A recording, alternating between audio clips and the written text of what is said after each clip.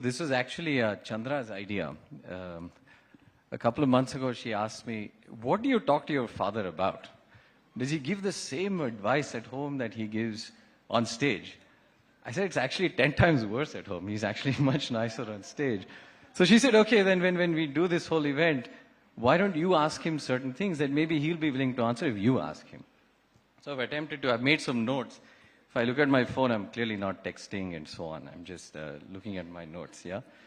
So, and one other thing, in professional settings, I refer to him by his professional initials, NRN. Certainly not what I call him at home, because sometimes people find it weird, so just a disclaimer. So, NRN, maybe we'll start with something simple and then we'll build it up. So, why did you choose to become an entrepreneur? And beyond the reason that you have often stated publicly, you saw a market for software and so on and so forth, but what was your personal desire? What was your emotional need to become an entrepreneur? And I ask this from the perspective that many entrepreneurs in the audience, and so on. Well, before I try and answer that question, let me say there are two things that have happened today which are somewhat unusual for me. One is the excellent set of answers given by Ashish. So much of wisdom in his answers. I enjoyed every minute. Therefore, following him is not easy. Number two, I have never had a conversation in public with somebody with half my age. So, therefore, that again, given that I will soon be entering my 78th year, it makes me somewhat less confident than what I would like to be. Well, the question that you asked is a very important one. I was a strong leftist when I was a student. And then I went to France to work there. And on Saturdays, I went to Sorbonne and had lots of conversations with the capitalists, socialists, and communists. And I finally came to the conclusion that the only way a society can indeed remove its poverty is through the power of entrepreneurship, the power of creating jobs, the power of translating ideas into jobs, power of translating ideas into wealth for some people, investors, and power of enhancing taxes paid to the government. And that was primarily the reason why when I came back, I wanted to conduct an experiment, my first experiment. You were not even born then. So that was a failure, Softronics. And I learned some lessons from that. And the second one has done reasonably well.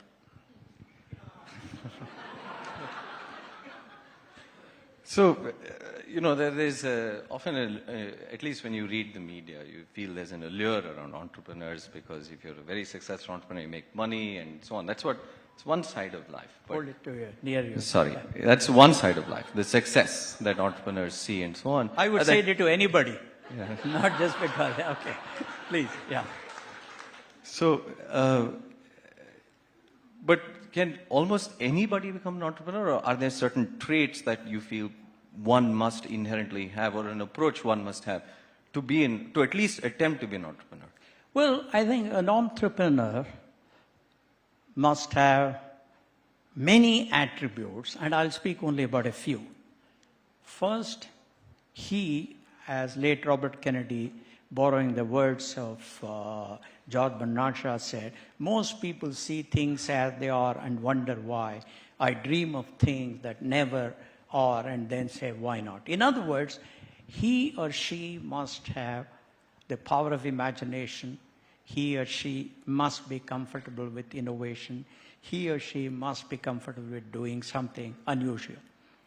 Second, he or she must have a lot of passion, because passion is what fuels your energy, your enthusiasm, and your ability to run the marathon.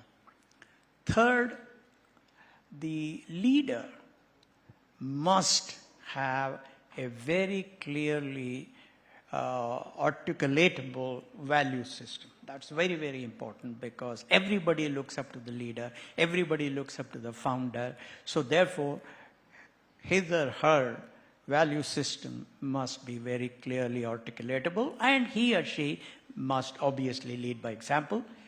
And finally, I think because the task of a founder is to convince customers, is to convince employees, to convince investors, he or she must have the ability to articulate reasonably well. Otherwise, it just won't happen.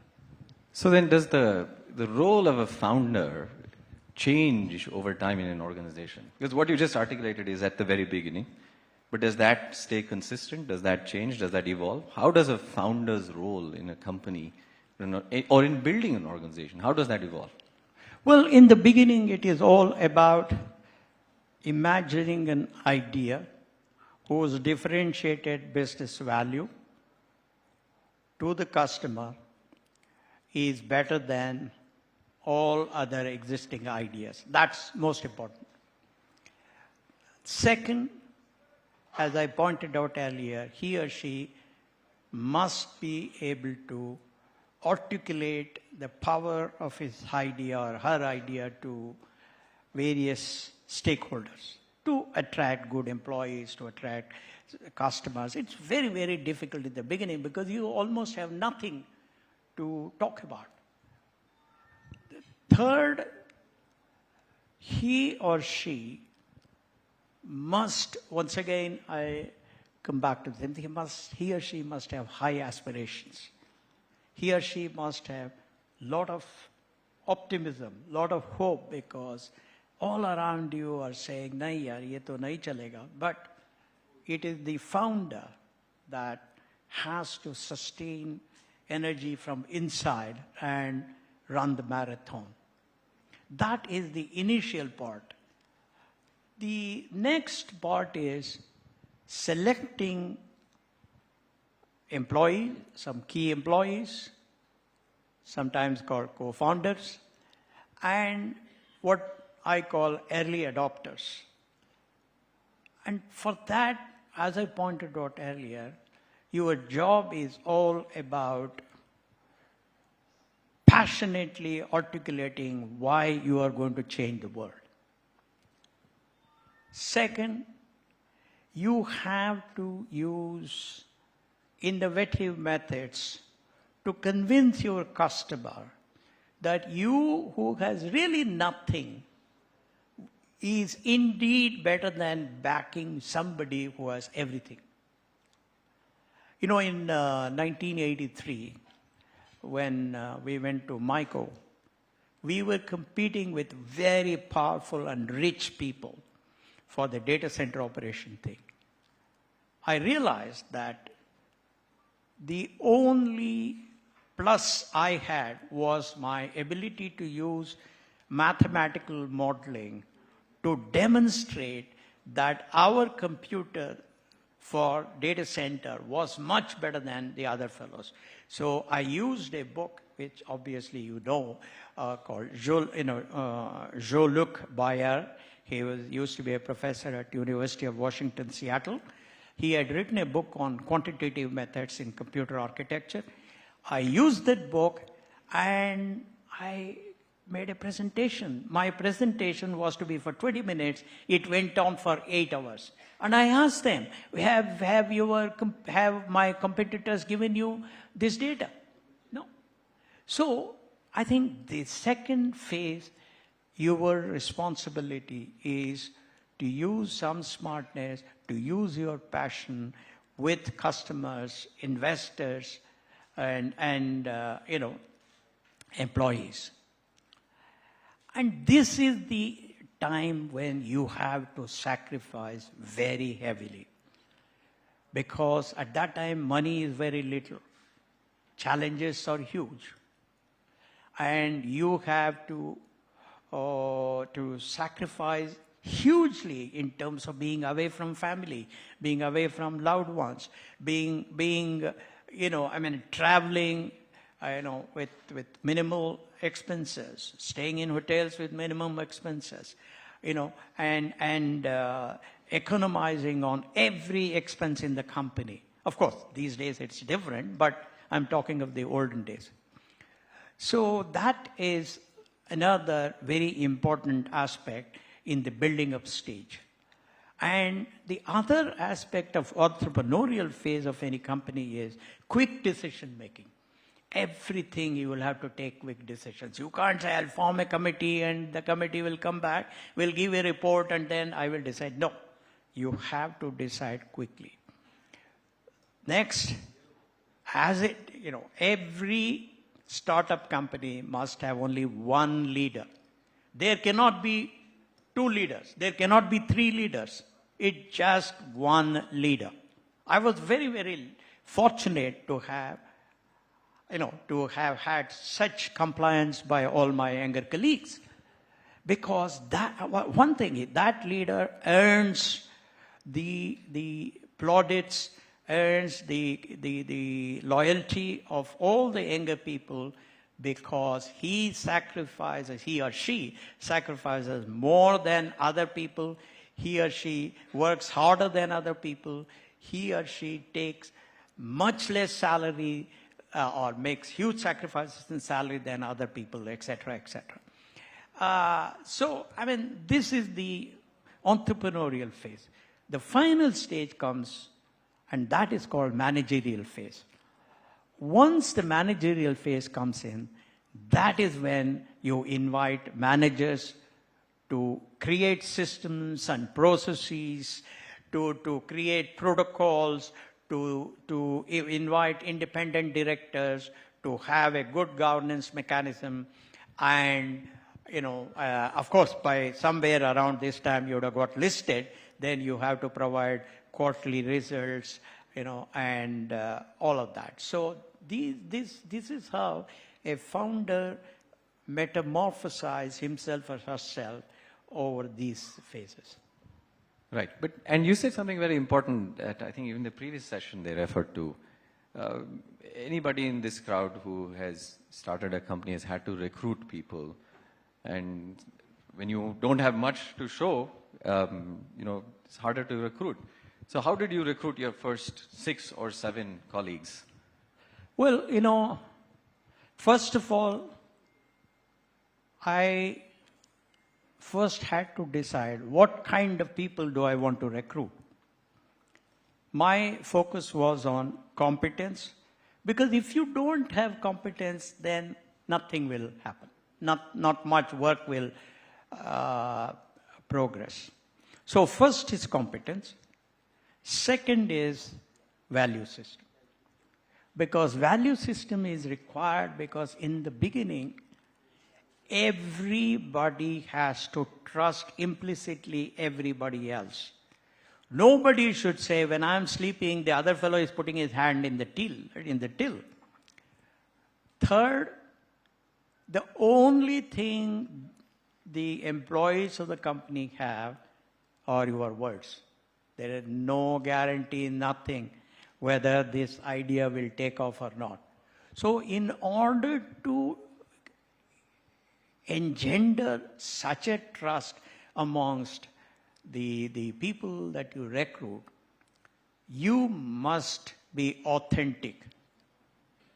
In other words, you have to walk the talk. You must be truthful.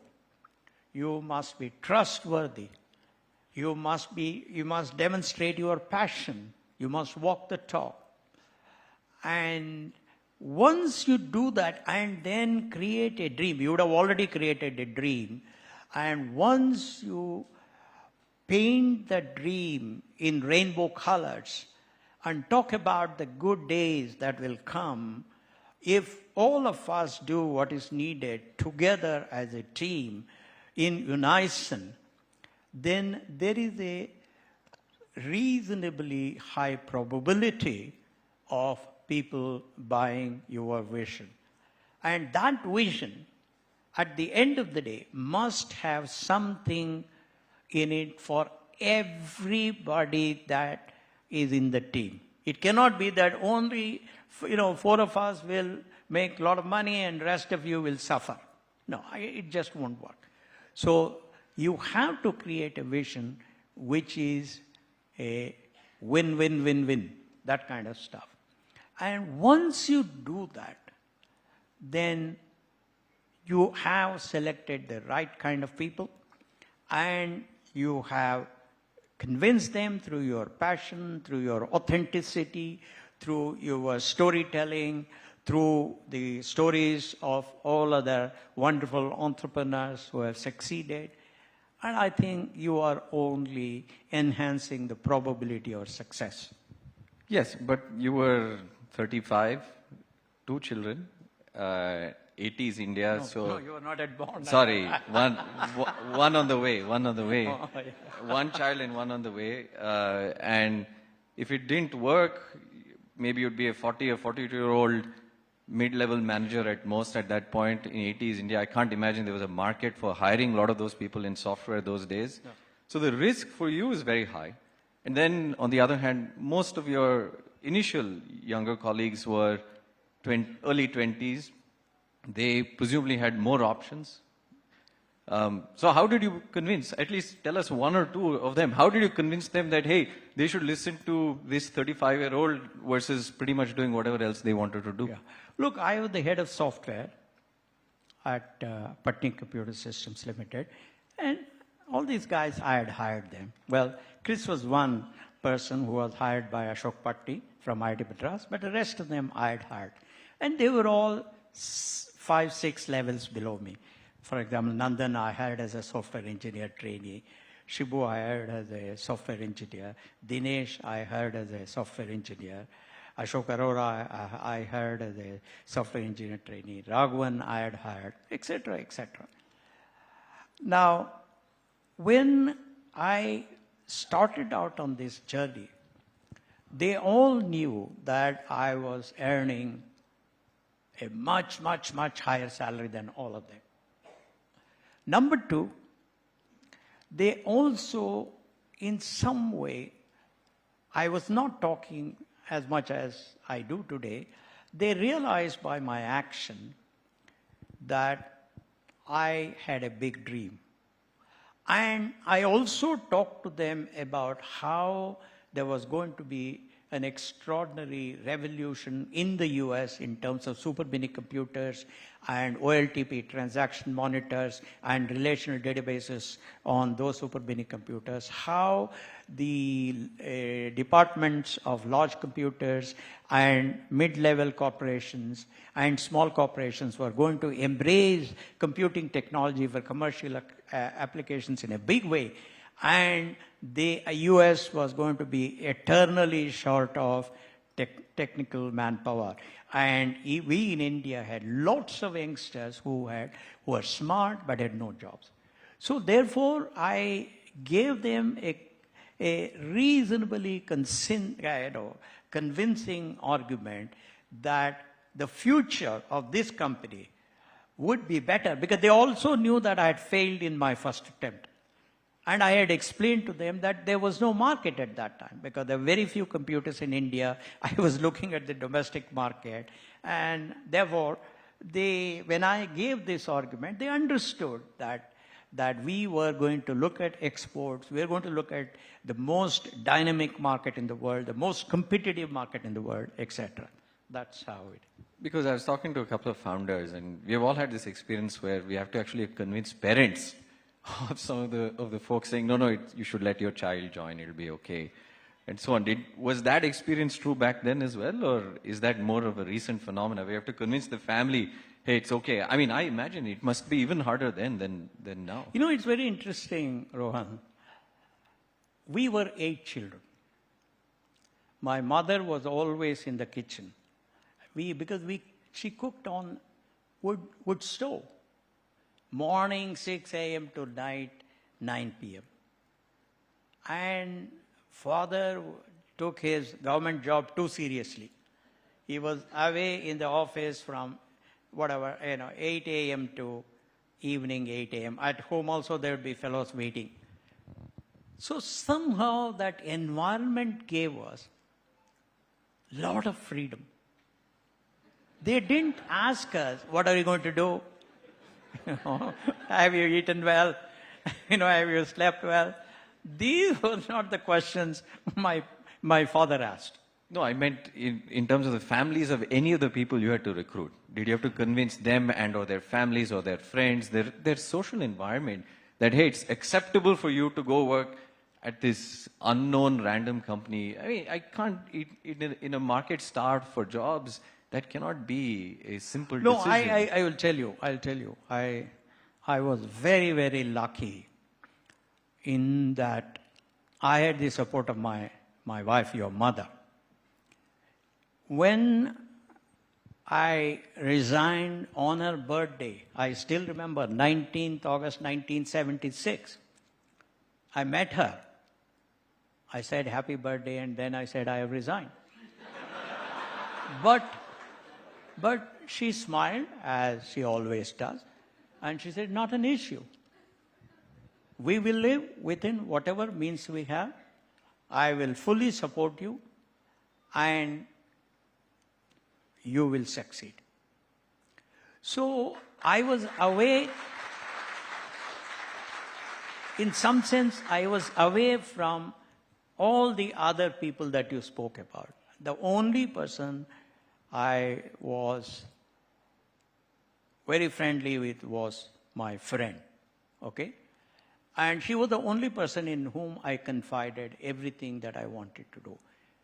And she was an unbelievable supporter, unbelievable supporter. So in some way, my case may not be normal, but I was very lucky to have that person. So then, surely, I mean, building on that, there would be, again, everyone who's built any kind of company, any founder goes through, the buck stops with the founder ultimately. Certainly in the early days, they go through tremendous moments of doubt, uncertainty. At least as far as I'm aware, in no interview ever have you admitted to any of that. So surely, and you're not Superman against all belief. So in those moments, did you feel, hey, maybe this won't work? Or what will I do? Because again, your colleagues are 12, 13 years younger than you. You can't really go to them and say, hey man, I'm really worried. This is something all founders everywhere in the world go through. So in those moments, did you have moments, or when you had those moments like that, what did you do? What was your plan B, or how did you deal with them? Well, Rohan, the reality of life is fear, doubt, uncertainty. These are parts of everybody's life. But it is so, particularly in the case of an entrepreneur. As I told you, when I decided to leave my job and start, I said, look, I've got this wonderful job. I'm getting so much of money. My wife has got a job in telco in Nanavati Mahala in Bombay. Everything is fine. No, already I have failed once. So is this the right thing I'm going to do? It was there. Second, when I had to get the first customer, Database Corporation, there were so many odds against us. There was a lot of fear, a lot of doubt. Third, when we had to get the first domestic customer so that we could have a steady stream of revenue from our data center activity, we were pitted against huge guys. That was also a lot of doubt about self, a lot of fear. When we went public, that was a big time of doubt, fear, uncertainty. whether it will do well or not, whether we'll And make it. it didn't do very well the first time in India. Yeah, I'm saying. And then there was the issue of I had to take a decision in 1995 not to renew the contract with a Fortune 10 company. And at that time, the revenue from that company was forming 25% of our revenue. We had just gone public. And all the other big guys, I don't want to mention their names, but everybody knows who are the top 4, 5 people, players in our field. All of them signed on the dotted line. I was the only crazy guy. And all my younger colleagues were not in favor of not continuing with it. That was a big moment of fear and doubt. So again, this is what I learned from my wife, and that is, she said, in fact, I still remember, I told all my colleagues who were sitting there that, look, I have to make a call on the landline outside. It was in Taj Residency. I went out, I called her, and I said, look, so far, you have looked after the children, totally. But for the next 4 or 5 years, you have to do it even more of it, because I will be away anywhere between 250 to 300 days in a year, because I am going to take a very tough decision, the toughest in my life. And that will only be possible if you agree with, because others were not, even Mohan was against it. She said, don't worry, I am always with you. And more importantly, she said,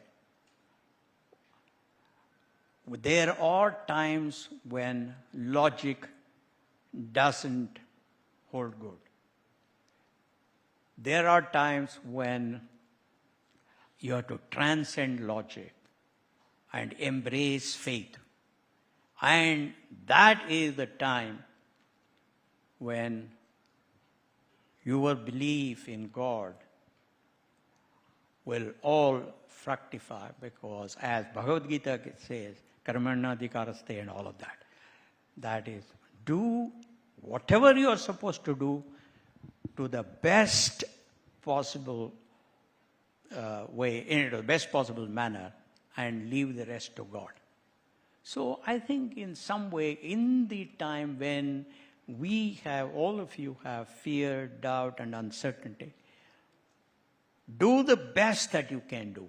Get into further and further detail and delineate. After all, what is uncertainty? Uncertainty is only that the probability of an event is low, or a certain thing. And what did Bayes' theorem tell all of us? Bayes' theorem said, by obtaining more and more information, you can enhance the probability of that event, right? So that's what she said, and that's what I followed. So I don't think you people need to worry too much about fear, doubt, and uncertainty. Have faith in God. But before you have faith in God, you have to do everything possible under the circumstances. Then everything will be fine. But living under that kind of constant uncertainty, fear, self-doubt, what does that do to you personally? Or what did it do to you personally, your personality? Because that seems like a fairly extreme way of living for decades together. Or at least, let's say, the first 2 decades, maybe not 4 decades. I'm glad you asked that question. That evening, when I took that decision at Taj Residency, Fanish was just joined as the head of sales, and I were in the same car. We are going back to the Electronic City. It was the wretched road. Everybody knew at that time, 2.5 hours. We are back to the same place now. Anyway, sorry. No, but that is a fact anyway. Agreed. Sorry. And then I was somewhat silent, but I was saying some reasonable words to Fanish. But Fanish got upset with me. He said, Mr. Murthy, you don't seem to be worried. You are least concerned about the company. Then I told him something which is so important. I said, look, Fadish, when a child is not well at home, neither of the parent shows panic. The father gives confidence to mother, mother gives confidence to father. Because by becoming panicky at that time, you will only make things worse. So therefore, one principle I adopted, and that is, when I left the office at 8:30 in the evening and I was back home by 9 o'clock, by which time you and Akshata would have finished your studies, your mother would have made sure that you've done all your homework and all of that, we would take you to McFast here. And just seeing you people enjoy eating that pizza or whatever, you people wanted, that brought so much of joy and happiness to us. And of course, to boot, while returning, you would lie down on the road in front of that toy shop saying, I want this cement toy. No, but I enjoyed it every minute. I enjoyed it because I needed a light moment. I didn't want a serious moment. So I think every one of us will design and invent, or not invent, create certain unique ways of making your own mind relaxed and also finding some kind of calmness.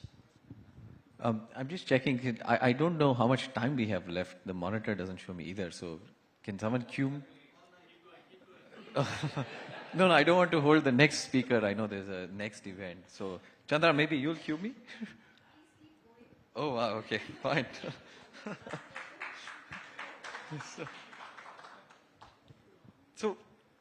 But in all of these years, again, whenever I ask these questions, I was just imagining there'd be many founders in the audience.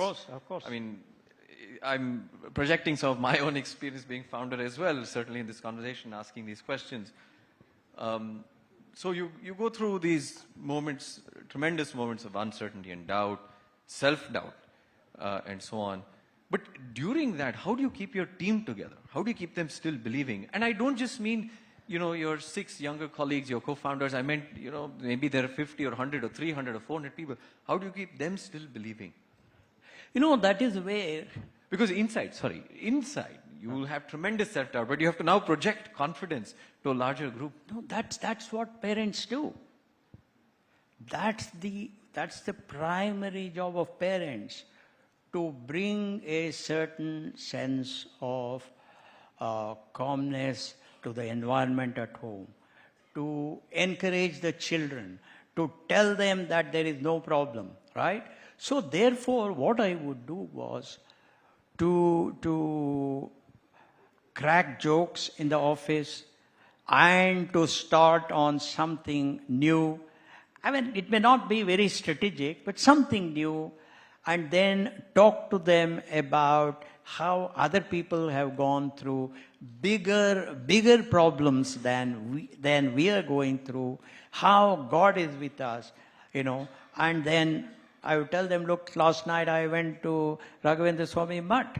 So I think these things give people some confidence. In other words, look, the whole human relationship is based on faith and trust. Husband has trust and faith in wife. Wife has trust and faith in husband. We have faith in God. All of that, right? So therefore, creation of trust is by showing them how authentic you are, how genuine you are in caring for them, how you are always there to take care of them, by doing very simple things like, let's say we would go to a canteen. There was only one canteen at that time. So I knew that, let's say on one of those days, I'd say Dinesh liked something. So I would give part of my food to him. I would say, Dinesh, please, I know you like it, eat it. So I think small things in life make a lot of difference in raising the confidence, trust, and faith of your youngsters in you. So therefore, we all cannot keep on telling lies, because the moment they think that it is all lie, they won't trust you anymore. So you have to be authentic as much as possible. But you should not be panic. You should not, make them kind of start crying. Right? Yeah. One of the things you always told me is, it's not just entrepreneurship, it's true for all of life, that life is a series of compromises. And you say some of the compromises are geometric progression, some are linear progression, and so on. And I don't know if you'll want to answer this publicly, but I'll still ask you. What is the most significant compromise in your professional life that you've had to make? If you don't answer specifically, you can tell us at least the philosophy behind it. No, I think I will give you a general gyan, because there's so many wonderful entrepreneurs, and they too would face it. See, any group, any team has a portfolio of some people who lack transparency, some people who do not take any bottom line responsibility, some people who are waffling, some people who start biases very quickly, etc., etc. It is always there. Now, the smartness of the leader, which all of you are, is to realize it, and to the extent possible, emphasize the strengths in situations and de-emphasize weaknesses in situations. There is no 100% solution to any of these. Let's say you are in a discussion where you are discussing the next quarter result. Supposing there is somebody who has a habit of leaking. I've come across such people too at Infosys. Not among my co-founders, but somebody else. Now, then the best thing to do is to, in a nice way, without that person losing his face, make sure that he is not part of that discussion. So what you are doing is you are reducing your risk. You are de-emphasizing the weaknesses. So I think that is the only way. I've deliberately not answered, given specific examples, because that's not the purpose of this discussion. Because those examples may not mean anything to any of them. Fair enough. But just switching gears a little bit, right, on top of moving away from all the uncertainty and fear, the positive side, there's an analyst report, I think late 90s, maybe early 2000s, that said Infosys was God's own company. That was the title. And it listed all the first company to give stock options in India. I suspect many people here know. In fact, there had to be some case in the Supreme Court that had to be resolved for we this. We won that case. Yeah, to make it possible. Thanks to Mohan. Yeah, thanks to Mohan Das Pai, and that made it possible for all future generation of companies in India to do this. First company to do this, first company to do that, to voluntarily declare quarterly results when it was not really mandated or required for listed companies, and etc., and so on. It feels like, at least to me, when I read these things, a lot of these things come out of the philosophy of the founder, of some kind of philosophy, some kind of culture that the founder must believe in. And then the organization is a manifestation of all of these things. Is that a fair assessment, fair characterization? And if so, then how important is the role of a founder's philosophy in building an organization, in creating a deep culture that permeates through all levels? Oh yeah, you hit the nail on the head. It's extremely important. The founder, at least till he or she retires, has the imprint of his soul on how deliberations take place in the company. In our own case, because I was a leftist to begin with, because I came from a family of 8 children and a high school teacher as father, so therefore we were lower middle class. We were taught that sharing is caring. We were encouraged to share. Now, similarly, I have had teachers who emphasized that when you people are playing football or soccer, look, it doesn't help if you try to take the ball from one end of the one goal to the next yourself. The smartness is to share the ball with others, to give a pass. So I think there were a lot of these influences. Second, as I pointed out earlier, my own experience in France and in getting converted from a confused leftist to a determined, compassionate capitalist. What do I mean by a compassionate capitalist? And that is conservatism in economic matters, liberalism in social matters. So I think, and the kind of company that you keep, the kind of trust you build in your people, the kind of sacrifices that I saw in my younger colleagues. People would be in the office up to 4 a.m. to complete the annual report for 5-6 days. And I would be going character by character through that. No, my doing was somewhat simple because, I had a car, I would go home. But there were people who didn't have a car. They had to get some rickshaw or something.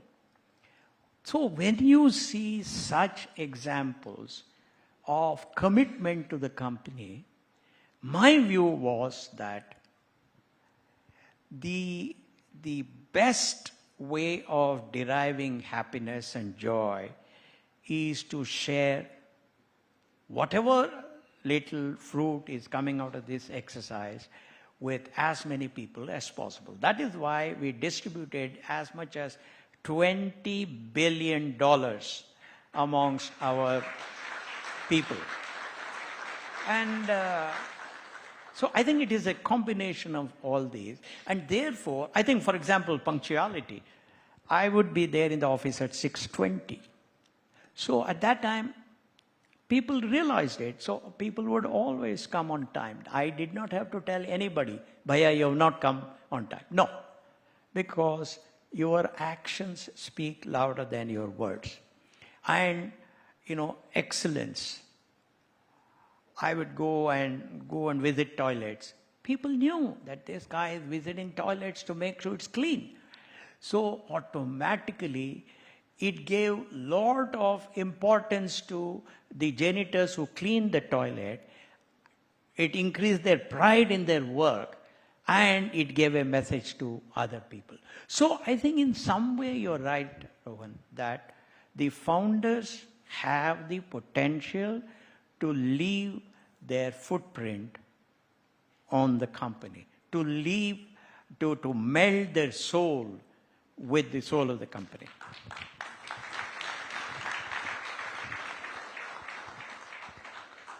So I hope I didn't say something silly because no, I'm not the one to judge. Clearly, the audience is the ones to judge, right?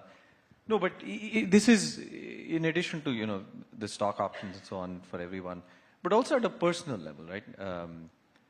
I've always wanted to ask you, what is it? Is it that you didn't like money? Why do you not choose to keep, because your cap table, right, looks very different from how all of us modern entrepreneurs would create the cap table. If one were to call it a cap table at your time, but you chose not to keep as much of the company in its very inception. Why is that? I mean, I can't really relate to that decision. No. I mean, I mean, I'm projecting here. No, really, I know. I don't know I mean, the reality is I can only speak for myself. I enjoyed the company of people who are happy. I enjoyed the company of people who felt I was fair to the extent possible.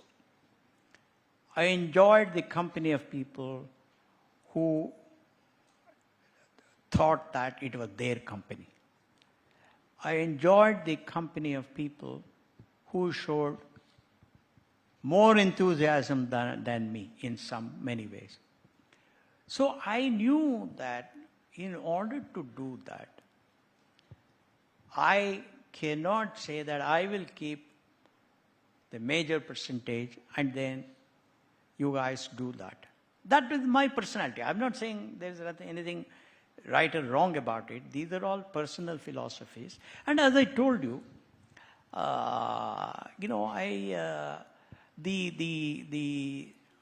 the character that has impressed me most in Mahabharata is Karna.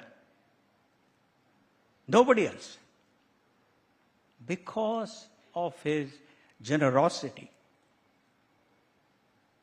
So I think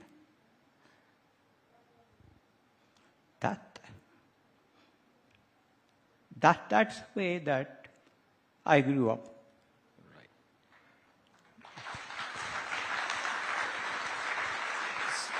Switching to something somewhat contemporary, Chandra and I were talking. Switching to slightly more contemporary issues that Chandra and I were talking about, which is, even in the previous session, there's debate on governance, young companies, and so on. But actually, in some sense, from a younger entrepreneur's perspective, you have to recruit people, you have to succeed in the market, there are lots of difficulties and challenges and problems. Now, on top of that, you have to do good governance as well. So, feels like a lot to do, isn't? So is good governance something you worry about in the beginning, or you worry about when you're successful? Or when do you start thinking about good governance for a young company? You don't have to teach a child to start breathing. The child starts breathing when it is born.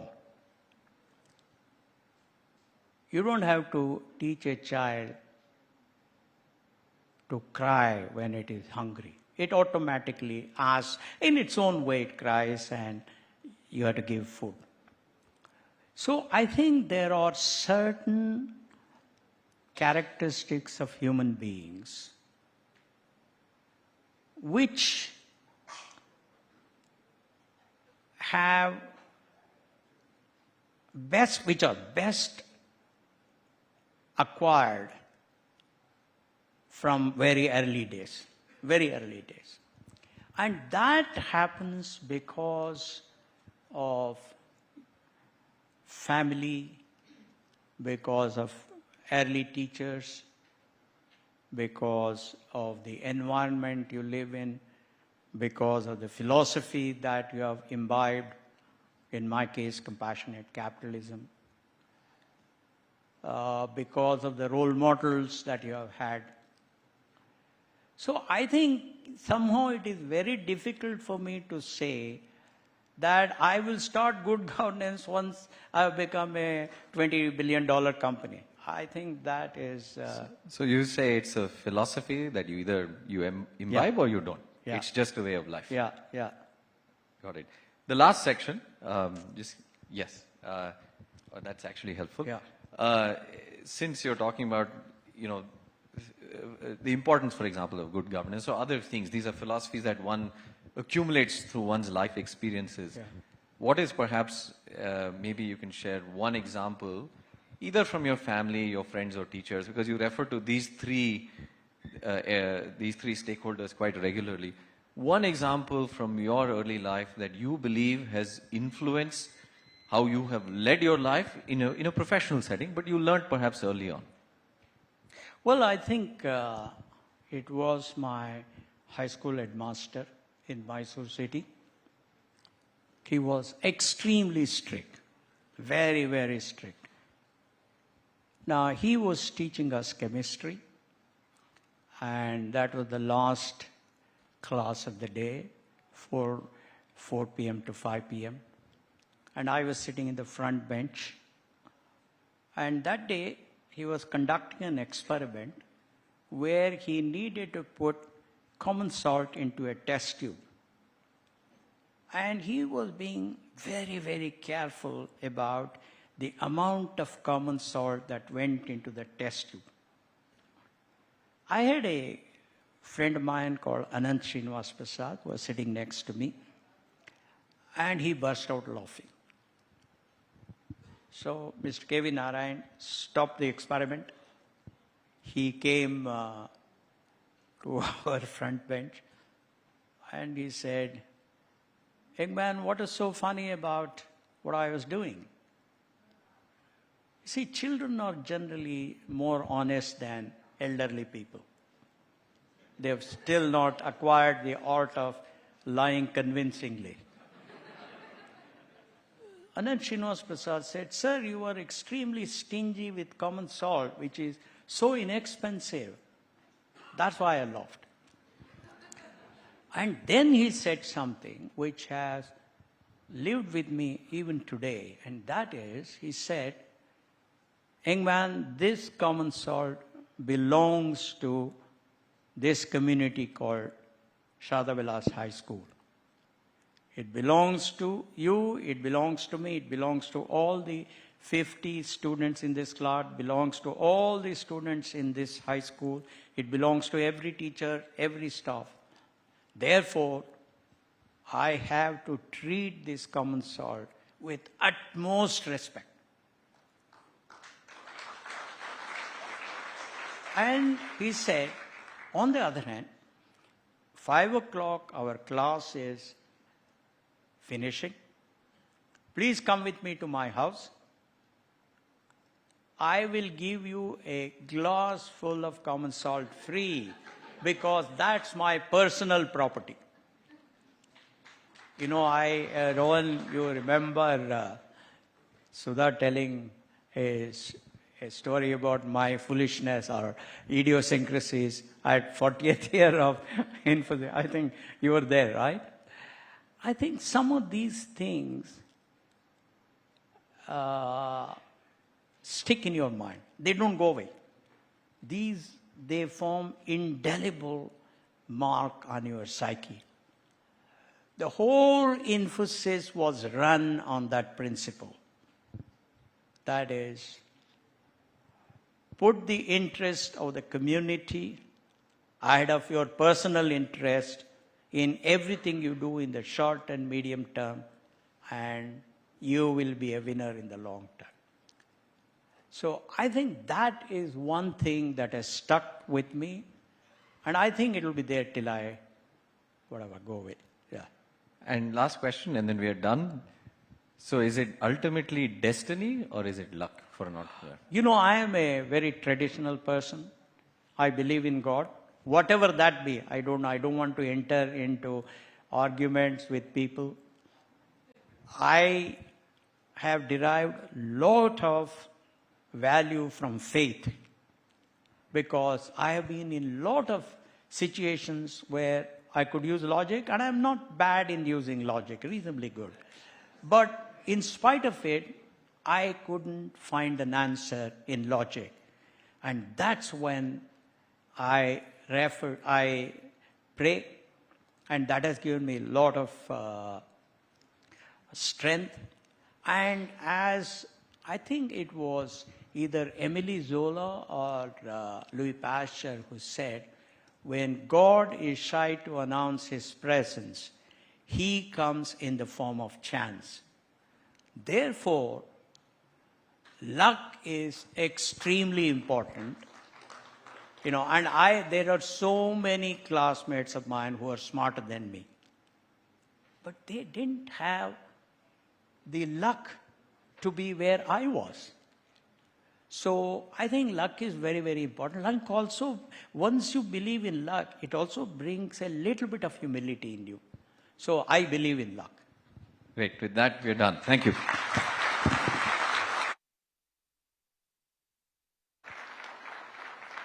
One second.